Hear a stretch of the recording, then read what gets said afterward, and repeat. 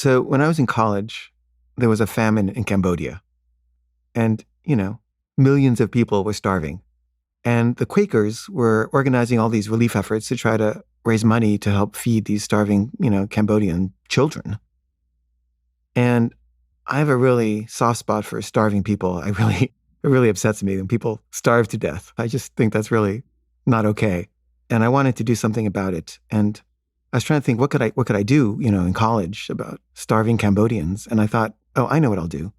Um, so Yale had this 12 dining hall meal plan situation where everybody would pay for their meals and then they would eat, for free.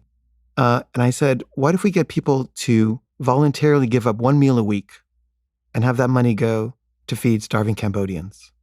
And so I organized a table outside all the dining halls, and I asked people to sign up to offer to donate one meal a week. And, they were just going to go out and eat that night, get a pizza or something and not use the dining hall. And, hundreds of people said yes, of course. And, they signed our petition to get the university to agree to let that money that they spent on meals go instead to feed starving children in Cambodia. And the university said no. And the president at that time was this guy named Bart Giamatti.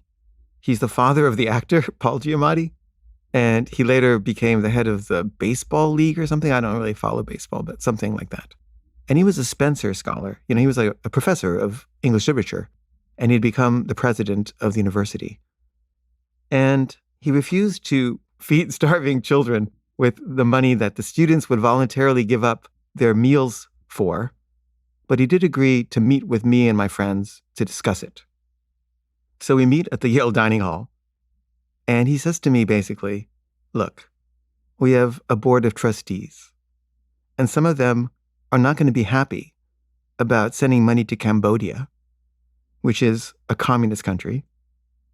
And also, a lot of them are not going to be happy about our students going hungry one night a week.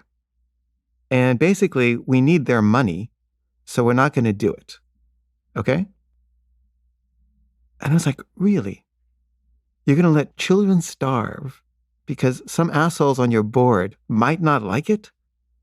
And he was like, yeah, that's how it works.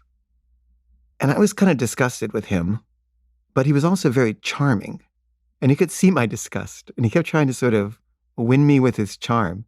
And it was right around the time of the Iranian hostage crisis.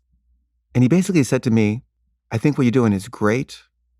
I really admire your idealism, but no, we're not going to help you.